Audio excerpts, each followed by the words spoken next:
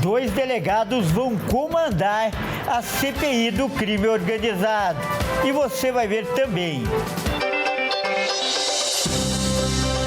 Lula chama a mega operação do Rio de Janeiro de matança. Que a decisão do juiz era uma ordem de prisão, não tinha uma ordem de matança. Bancos só poderão fazer novo consignado do INSS se devolverem dinheiro cobrado indevidamente.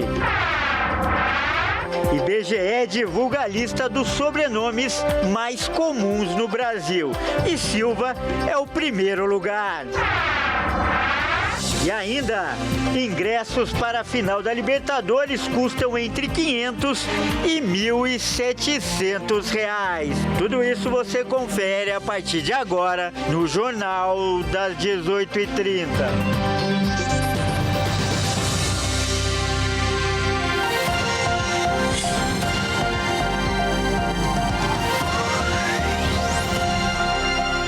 Olá, seja muito bem-vindo, nós estamos ao vivo. São 18h36 pelo horário de Brasília. Eu sou o Kleber Werneck e a partir de agora você confere comigo as principais notícias desta terça-feira. E a presidência e a relatoria da CPI do crime organizado foram definidas e 2 ex-delegados foram escolhidos para comandar a comissão. A CPI do crime organizado foi instalada e os nomes da presidência foram escolhidos. O senador Fabiano Contarato será o presidente e o vice-presidente será Hamilton Mourão, com uma diferença de 1 voto entre os dois. Já para a relatoria, o senador Alessandro Vieira foi indicado pelo presidente, que já deixou claro que não chamará membros de facções criminosas para depor. Os 2 políticos exerciam o cargo de delegados antes de serem senadores. O líder do Congresso, Randolfo Rodrigues, defendeu o fato de os 2 delegados poderem comandar a CPI juntos, já que para ele o enfrentamento ao crime organizado vai além de política de direita ou esquerda, e por isso é importante que a comissão não seja politizada. O líder ainda informou que somente os delegados têm técnica suficiente para combater esses criminosos. Ainda há discussões sobre essa escolha, já que a oposição defendia que a presidência da comissão deveria ser feita por governos estaduais, e os apoiadores do governo são a favor de uma parceria com a União. Em conversa com agências de notícias internacionais, o presidente Lula disse que a mega operação mais letal da história do Rio de Janeiro, realizada na semana passada, foi desastrosa e que houve matança. O presidente Lula concedeu uma entrevista para agências de notícias internacionais e comentou sobre a mega operação mais letal da história do Rio de Janeiro que aconteceu na semana passada nos complexos da Penha e do Alemão. Lula disse que o governo está articulando para que legistas da Polícia Federal participassem da investigação das mortes durante a Operação Contenção. Ele disse que a operação foi desastrosa, resultando em uma matança. Nós estamos tentando essa investigação. Nós, inclusive, estamos tentando ver se é possível os legistas da Polícia Federal participarem do processo, sabe, de investigação da morte, como é que foi feito. Vamos ver se a gente consegue fazer essa investigação, porque a decisão do juiz era uma ordem de prisão, não tinha uma ordem de matança, e houve a matança. Sabe, eu acho que é importante a gente verificar em que condições ela se deu. O dado concreto é que a operação, do ponto de vista da quantidade de mortes, as pessoas podem considerar um sucesso, mas do ponto de vista da ação do Estado, eu acho que ela foi desastrosa. O Supremo Tribunal Federal marcou para esta quarta-feira uma audiência para tratar desse caso. Nós vamos continuar agora a falar da mega operação do Rio de Janeiro, que deixou mais de 120 mortos. E nós vamos mostrar o vídeo do sargento do BOPE, que acabou morrendo nessa operação. E na gravação, ele tenta socorrer um outro policial no Morro do Alemão. Vamos conferir com o Joenison Santos. O sargento Cleiton Serafim Gonçalves, de 42 anos, que morreu após ser baleado na mega operação no complexo da Penha e do Alemão, na zona norte do Rio, salvou um companheiro de farda ferido momentos antes dele próprio ser atingido por um tiro fatal. Um vídeo gravado pela câmera acoplada na farda, Gonçalves, que era do Batalhão de Operações Policiais Especiais, aparece participando do salvamento de um agente baleado na coxa esquerda, na área de mata do Alemão. Durante o socorro, os policiais desceram a comunidade unidade carregando o colega atingido. No entanto, no mesmo dia, Cleiton morreu em confronto com criminosos ao ser baleado no abdômen. Ele ingressou na PM em 2008 e deixou a mulher e uma filha. O sargento foi velado na sede do BOPE, na Zona Sul, e enterrado no cemitério de Mendes, no sul fluminense. A operação ainda terminou com as mortes do PM Éber Carvalho da Fonseca, também do BOPE, e dos policiais civis Marcos Vinícius Cardoso de Carvalho e Rodrigo Veloso Cabral. A operação contou com 2.500 agentes da Polícia Civil e Militar. Foram 121 mortos, sendo 117 criminosos, segundo o governo do Rio. Além disso, 113 pessoas foram presas, incluindo 33 de outros estados. Também foram apreendidos 120 armas, sendo 93 fuzis, o maior número em um único dia na história do Rio. Bancos e instituições financeiras terão que restituir cobranças indevidas de aposentados e pensionistas para poder voltar a fazer o empréstimo consignado do INSS. Bancos e instituições financeiras que tiveram operações de crédito consignado suspensas deverão restituir a cobrança indevida de aposentados e pensionistas. A medida faz parte do acordo firmado pelo INSS, o Banco Inter, a Facta Financeira e Combúcio Sociedade de Crédito Direto, para adequar os procedimentos e voltar a fazer empréstimos aos segurados. As instituições se comprometem também a suspender de imediato a cobrança do seguro prestamista que é vinculado ao consignado. Esse tipo de seguro, conhecido como proteção financeira ou seguro vida prestamista, é um seguro de vida atrelado ao crédito, que garante o pagamento de dívidas em caso de morte, invalidez, desemprego ou outras situações previstas em apólice. Em compensação, o INSS irá restabelecer a operação de novos empréstimos consignados pelas 3 instituições, até a conclusão dos processos administrativos que estão em andamento. Na semana passada, o INSS havia firmado compromisso para que o Banco BMG restitua mais de 7 milhões de reais cobrados indevidamente de cerca de 100 mil beneficiários. O ressarcimento será feito por meio de abatimento de valores cobrados na fatura. Além da devolução dos valores, o Banco BMG assume uma série de compromissos para melhorar os serviços prestados aos beneficiários do INSS. E olha só essa notícia, dados mostram que as mulheres ganham 21% a menos do que os homens. Vamos ver agora os detalhes com a Bárbara Benício. 54 mil empresas com 100 ou mais trabalhadores foram analisadas para o Relatório Anual de Informações Sociais, que avaliava a desigualdade salarial no setor privado do Brasil. Os dados mostraram que as mulheres recebem 21% a menos do que os homens. Em março do ano passado, a diferença era de 19% e desde então vem crescendo cada vez mais. A remuneração média das mulheres é de 3.900 e a dos homens é de 4.900. Mesmo com o aumento do número de mulheres no mercado de trabalho, entre mulheres negras e homens não negros, a desigualdade salarial é ainda maior. A remuneração dos homens não negros chega a ser 114% superior. Isso porque eles ganham em média R$ 6.300 e as mulheres R$ 2.900.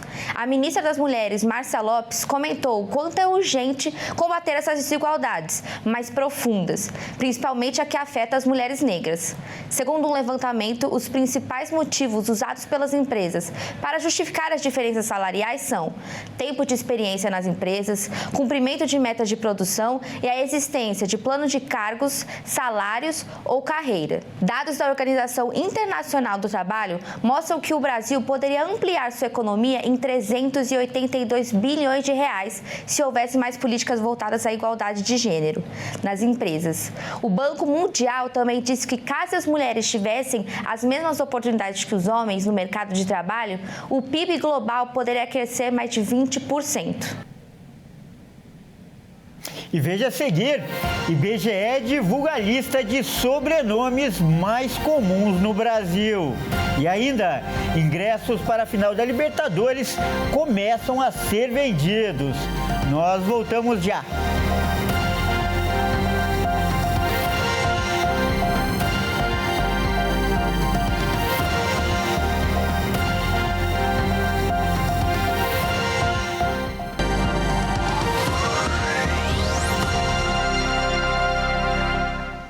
Mais uma vez, seja muito bem-vindo. Nós estamos de volta e ao vivo. São 18 horas e 47 minutos pelo horário de Brasília.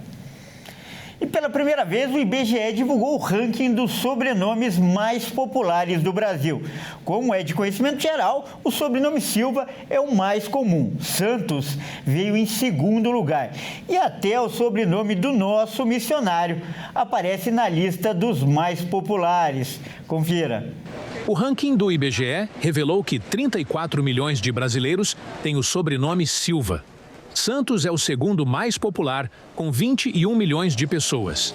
Na sequência, entre os 10 primeiros colocados, aparecem Oliveira, Souza, Conzé, Pereira, Ferreira, Lima, Alves, Rodrigues e Costa.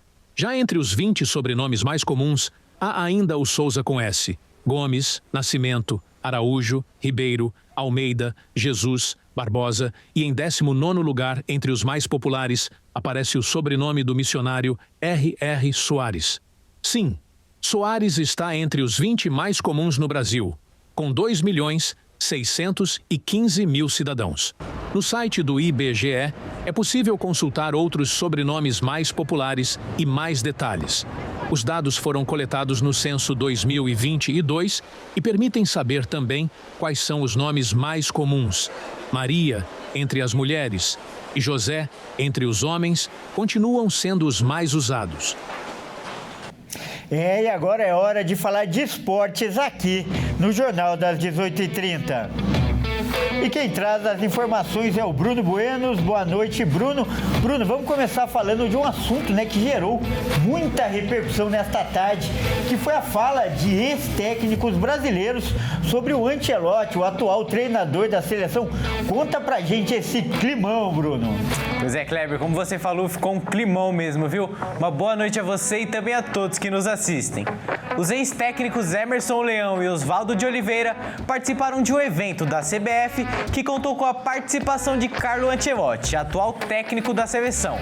Porém, durante suas falas, Leão e Oswaldo acabaram desabafando sobre o técnico italiano. Vamos conferir.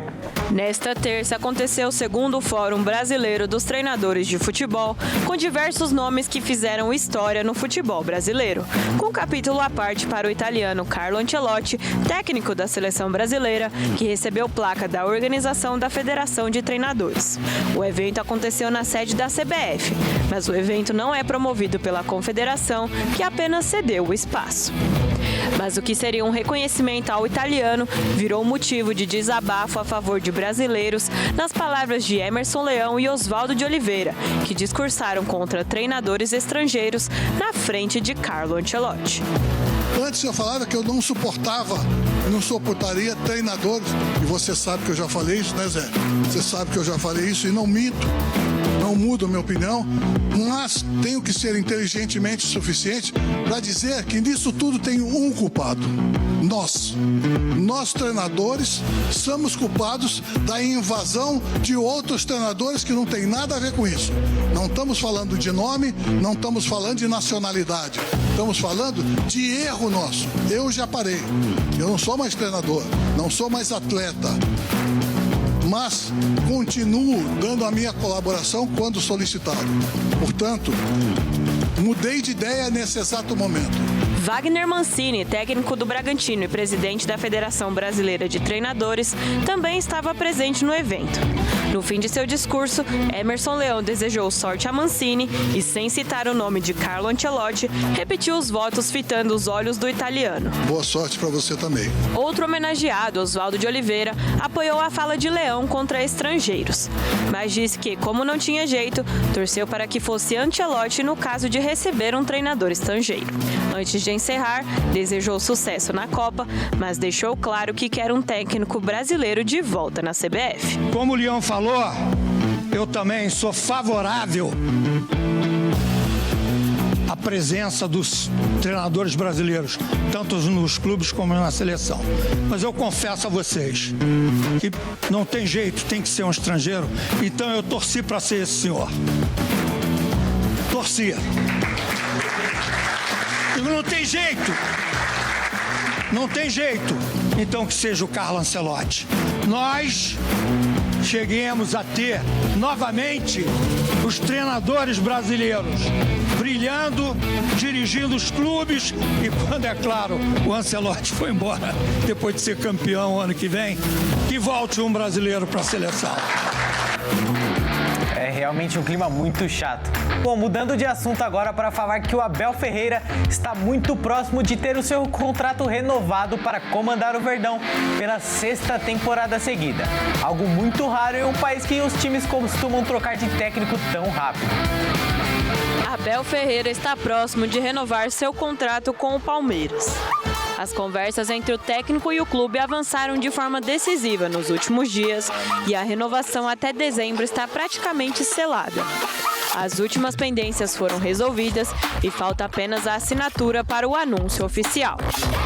O acordo verbal já está fechado e existe a possibilidade dessa assinatura ocorrer antes da final da Libertadores no fim de novembro.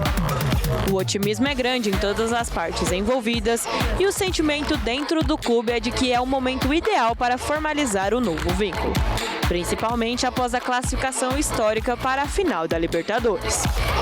O português já participa ativamente do planejamento do clube para o ano que vem e, por sua relação sólida com diretoria e elenco, vê com bons olhos a renovação por mais 2 anos. Um ponto diferente que existe nesse novo contrato é a ausência de multa rescisória, cláusula que valerá para os 2 lados. Assim, caso o Palmeiras decida encerrar o vínculo, não terá de pagar indenização. E o mesmo vale para a Abel, que poderá sair livremente se desejar assumir outro desafio ou tirar férias. E a venda de ingressos para a final da Libertadores está aberta. E apesar dos altos preços, a expectativa é que Lima fique tomado de palmeirenses e flamenguistas. A Conmebol anunciou a venda de ingressos para a final da Libertadores entre Palmeiras e Flamengo. A partida será disputada no Estádio Monumental de Lima, no Peru. O palco da decisão tem capacidade para 80 mil pessoas e promete estar cheio no dia 29. O preço dos ingressos varia. Atrás dos gols, onde o setor é destinado às torcidas das equipes, está $95, cerca de R$512 na cotação atual. Já no setor das cadeiras, na lateral do campo, o preço varia entre $200, R$1.079 a $320, mais de R$1.700 atualmente. Cada clube finalista irá gerenciar e definir seu próprio esquema de vendas para os setores exclusivos destinados a seus torcedores. Apesar dos altos preços, tanto do ingresso quanto de passagens e hotéis, as duas torcidas prometem uma linda festa na grande final. Kleber, por hoje é só, eu fico por aqui. Uma boa noite a você e também a todos que nos assistem. Até mais. Muito obrigado pelas informações, Bruno, e até mais. Bom, o Jornal das 18h30 também fica por aqui. Eu agradeço demais a sua companhia. Uma ótima noite e até amanhã.